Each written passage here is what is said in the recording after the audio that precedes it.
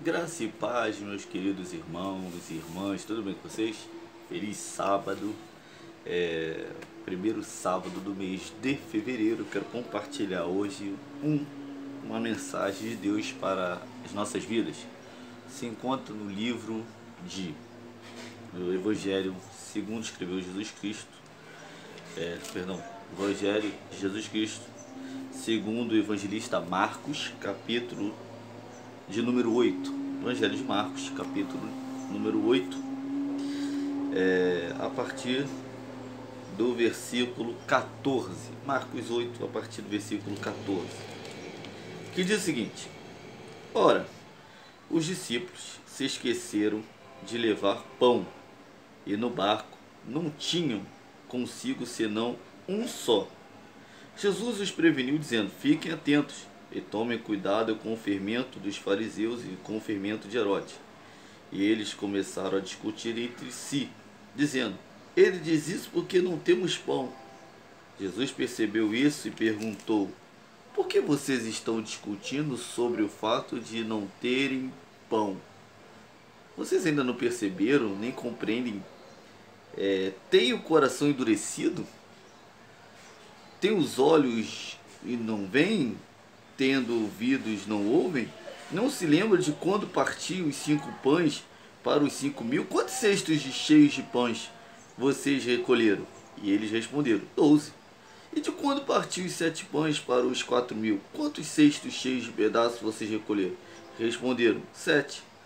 É o que Jesus lhe disse: Vocês ainda não compreendem? Esse texto aqui que acabamos de ler foi de um acontecimento que houve depois da segunda multiplicação de pães e peixe. A primeira, Jesus estava ensinando uma grande multidão e Jesus se compadeceu daquele povo e decidiu alimentá-los. Já estava tarde e Jesus queria alimentar aquele povo.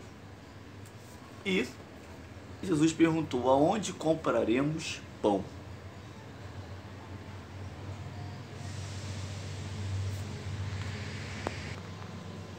E Jesus perguntou isso, onde compraremos pão, para poder testar, porque ele sabia o que iria fazer. Ele está no capítulo de João, capítulo 6. E Felipe falou assim: não, o dinheiro que nós temos aqui não vai dar para comprar pão. E onde compraremos pão? Já estava tarde para alimentar aquele povo. Então Felipe, pela lógica de que o dinheiro não era suficiente para fazer o milagre, o dinheiro não era suficiente para poder resolver o problema de comprar pão, e mesmo que tivesse a quantia, não havia lugar para comprar pão naquele momento, para alimentar aquela quantidade de 5.000 pessoas. André foi com uma outra solução. Encontrou um menino com 5 pães e 2 peixinhos que resolveu ofertar os seus pães e seus 2 peixes para resolver esse problema. Só que André, pela lógica humana, 5 pães e 2 peixes, talvez ele achou bonito a atitude do menino com 5 pães e 2 peixinhos diante daquele problema e levou aqueles 5 pães e 2 peixinhos. O que André não sabia, que Cristo sabia o que iria fazer, e não se trata de pão, não se tratava de ter dinheiro, se tratava de quem poderia resolver o problema, que é Cristo. Ele tendo os pães, tendo os peixes, ou tendo dinheiro, não ter dinheiro ou não, Cristo faria um milagre. E usou os 5 pães e aqueles 2 peixes, porque não se tratava da quantidade, sim em Deus conseguir, com os 5 pães e 2 peixes, multiplicar aquilo. E Cristo não se trata da pouca quantidade que você tem, não, se trata de quem é capaz de fazer o milagre. Ele estava olhando o natural. Dinheiro não é suficiente, mesmo que tenha dinheiro não vai ter lugar para comprar. 5 pães e 2 peixes não vai alimentar. Mas tem um autor do milagre, dono do milagre. Cristo é o dono da padaria, e tem uma padaria grande no céu, linda, conjecturando, fazendo uma analogia. Não se trata da quantidade de pães, existe aonde está guardado o pão. Cristo é o pão da vida, e o pão que desceu para alimentar o povo no deserto, maná, foi o céu. Deus que mandou codorna para no meio do deserto, vendo pelo mar aquelas codornas, para chegar até o deserto onde o povo de Israel estava.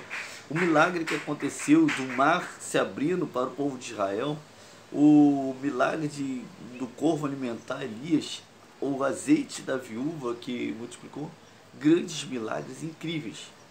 Mas parece que os discípulos estavam ali naquele treinamento deles, não compreenderam que não se tratava de algo natural, de um objeto, e sim do poder de Deus, de usar os 5 pães e 2 peixes para fazer um grande milagre. E Cristo fez um milagre. Sobrou 12 cestos de 5.000 pessoas que foram saciadas, fora mulheres e crianças, e ainda sobrou 12 cestos cheios de pão, depois de ter usado 5 pães e 2 peixes.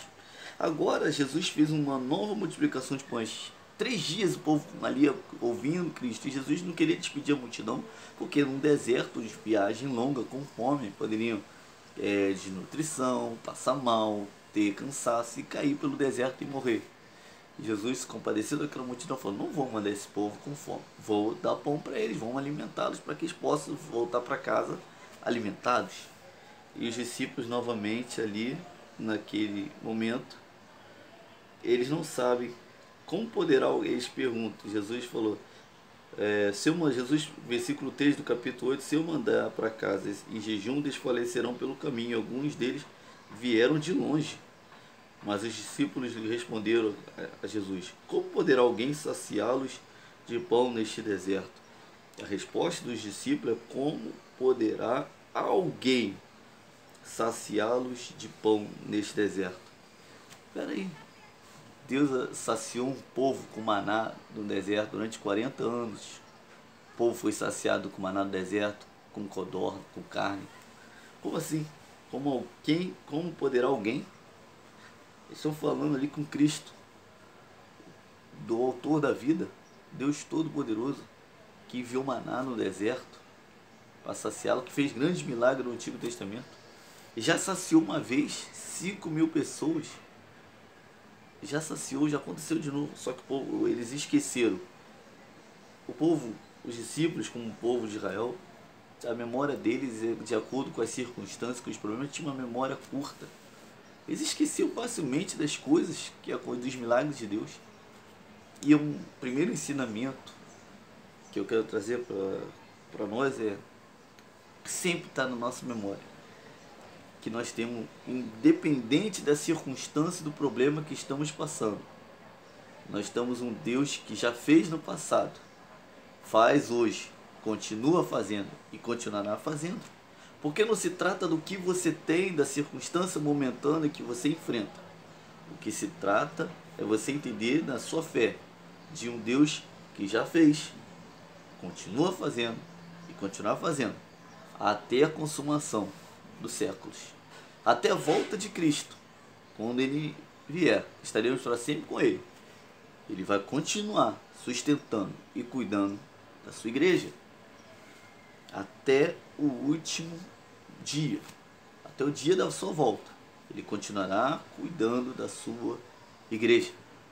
Então não se trata de ficar pensando nas circunstâncias. Eu sei que é difícil, a gente olha as circunstâncias, olha os problemas e a gente fica com medo, a gente fica incrédulo, a gente se questiona, a gente não consegue entender a situação. Mas precisamos entender que Cristo fez no passado, no Antigo Testamento, Deus fez, fez na época dos discípulos. O Espírito Santo está no nosso meio como nosso Consolador.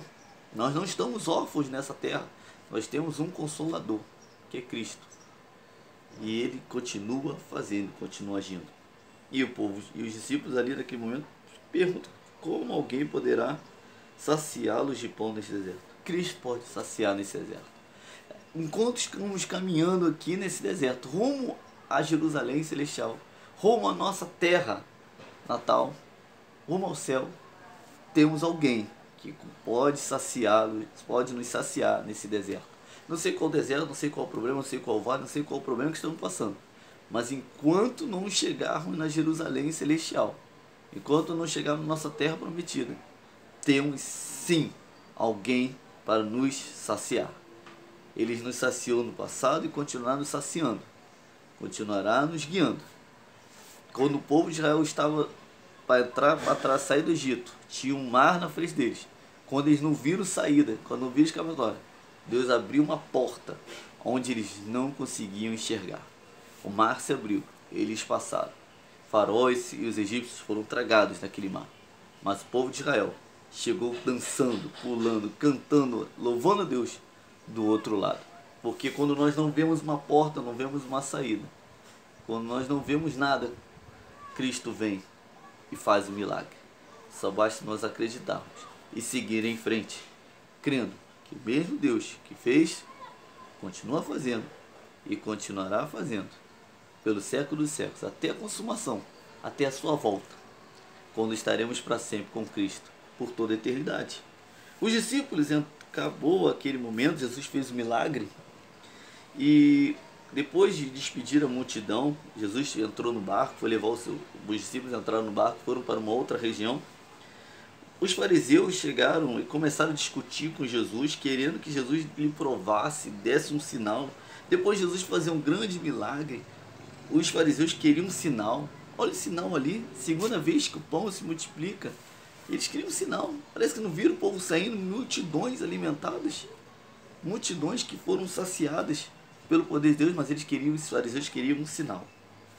E Jesus, você vê em Mateus 16, que fala que Jesus não vai dar, fala, eu não vou dar nenhum sinal senão um sinal de Jonas. O único sinal é que Cristo morrerá na cruz, como Jonas ficou 3 dias no ventre daquele peixe, Cristo ficaria no seio da terra, morreria e ressuscitaria. Então esse é o sinal, aquele único sinal que eles dariam, que Cristo morreria na cruz e ressuscitaria. E depois de discutir, Jesus debater com os fariseus, entrou no barco. E Jesus dá um aviso para os discípulos, ó, cuidado, cuidado com os fermentos dos fariseus, fermento de Herodes. A incredulidade, o pecado de fariseus de Herodes, a incredulidade. Só que os discípulos haviam esquecido o pão, no meio daquela confusão toda, eles tinham juntado cestos de pães para levar. Só que eles recolheram 7 cestos, eram 7 pães que tinham, que viraram 7 cestos. E agora, os 7 cestos, eles esqueceram, 7 cheios de pão. E entraram no barco, e foram, e os cestos ficaram lá na praia. E Jesus fala assim, ó, cuidado com o pecado dos fariseus e o pecado de Herodes. Só que eles pensaram que estava falando que, do fato de ele ter esquecido o pão, eles começaram a discutir entre eles. Ele diz isso porque não temos pão. E aí Jesus, ele só tinha um pão ali, esqueceram 7 cestos, só tinha um pão. E Jesus percebeu isso e perguntou, por que vocês estão discutindo sobre o fato de não terem pão? Vocês ainda não perceberam nem compreendem? Tem o coração endurecido, tem olhos e não veem, tem ouvidos e não ouvem, não se lembram que desde quando partiu os 5 pães para os 5.000, quantos cestos cheios de pedaços vocês recolheram? E eles responderam 12. E de quando partiu os 7 pães para os 4.000, quantos cestos cheios de pedaços vocês recolheram? Responderam 7. Ao que Jesus lhes disse, vocês ainda não compreendem.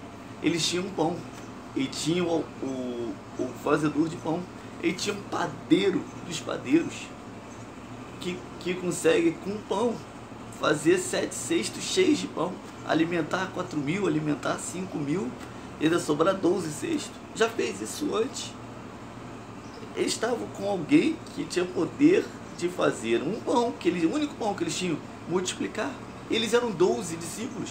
Se 4.000 com 7 pães conseguiu saciar 4.000, fora mulheres e crianças, e com 7 pães ainda sobrar 7 cestos cheios, eles tinham pão e eles eram 12. E aí que eu quero finalizar essa mensagem. Não se trata do natural que você tem. Não se trata do pão, não se trata daquilo que você tem agora, não se trata do que você está passando agora. Não se trata disso. Você precisa entender que se você tem aquele que consegue com pouco transformar em muito, não adianta você ter alguém que tem muito dinheiro dentro da sua vida, do seu barco. Se essa pessoa não tiver Cristo, não tiver o Espírito Santo de Deus, não vai resolver o teu problema.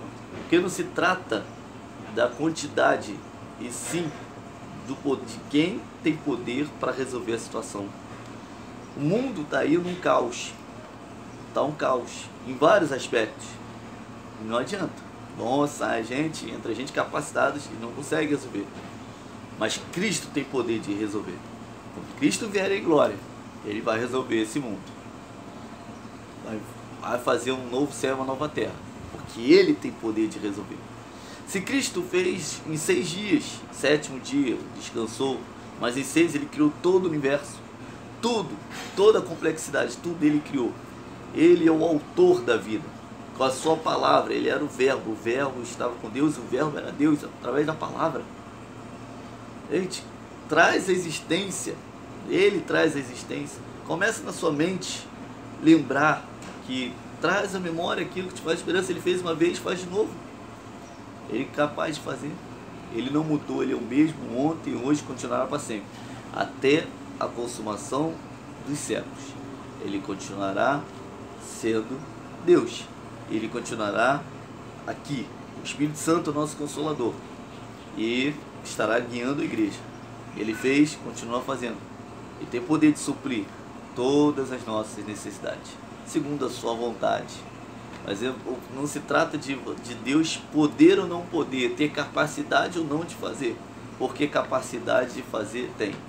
Basta você se humilhar. Você reconhecer a sua dependência nele. Você reconhecer que não é você que resolve. É você reconhecer que não depende de você, não depende das suas forças. Mas que você precisa de Deus. Precisa dele para te ajudar, para suprir as suas necessidades. Você precisa ter a confiança dele. Não se trata de você, não é suas forças, não são seus méritos, sua capacidade. E sim dele. Confiar, depender de Cristo. Senhor, eu só dependo de você. Só o Senhor pode resolver esse problema. Só o Senhor pode mudar e transformar a situação. Eu sou fraco, limitado. E o Senhor pode fazer. Pode fazer. Se o Senhor quiser. O Senhor é soberano. Não tentar se apresentar em Deus, achar, Senhor, você tem que fazer isso aqui, não. Dependa de Deus. Se humilhe. Se humilhe, reconheça a sua fragilidade, a sua pequenez. E peça e reconheça a soberania de Deus, de agir e fazer. E pede, Senhor, se quiseres, como aquele homem, se quiseres, pode me tornar limpo. Como aquele leproso falou, se quiseres, se Deus quiser, reconheça isso. O Senhor vai fazer, Senhor, se o Senhor quiser, está nas tuas mãos, o poder está em ti, para fazer o milagre acontecer. Ajuda, fortaleça, sustente. Então lembre-se, não tenha essa mentalidade de discípulos, mas comece a colocar na sua mente que não se trata do que você tem, a quantidade que você tem, a situação que você tem, e sim no Deus que é poderoso para multiplicar o pouco que você tem. Porque o pouco que você tem com Deus, Ele multiplica e transforma em algo grandioso. Mas se você tiver muito, sem Deus, o muito um dia vai sumir, vai desaparecer. Porque sem Deus, você não pode nada. Mas você com Deus, você pode tudo. Posso todas as coisas naquele que me fortalece. Posso passar por toda a situação. Posso estar na fome, na escassez, na abundância. Não sei quais circunstâncias que você está passando, mas seja qual for a circunstância que você esteja enfrentando, você sabe que com Cristo Ele te fortalece e vai te ajudar a passar por todos os momentos, todas as situações da sua vida. É só você acreditar e confiar em Cristo. Que essa palavra de sábado possa abençoar a sua vida. Nunca se esqueça que nós somos abençoados no final. Quero desejar a todos um feliz sábado. E não se esqueça que Deus te abençoe rica e abundantemente. Não se esqueça de se inscrever nesse canal, compartilhe, dê um like, comente, aperte o sininho. Você que não é inscrito, se inscreva e aperte o sininho para você ser notificado dos próximos vídeos.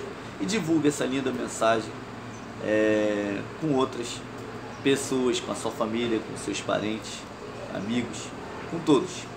Bom, fiquem na paz de Cristo. Um excelente sábado para todos nós. E um domingo, amanhã também abençoado. E uma excelente semana que se iniciará. Curte esse sábado na presença de Deus. E aproveite junto com a sua família. E curte essa mensagem. E Feliz sábado novamente. Um bom final de semana. Uma boa semana. Deus abençoe a todos. Tchau, tchau.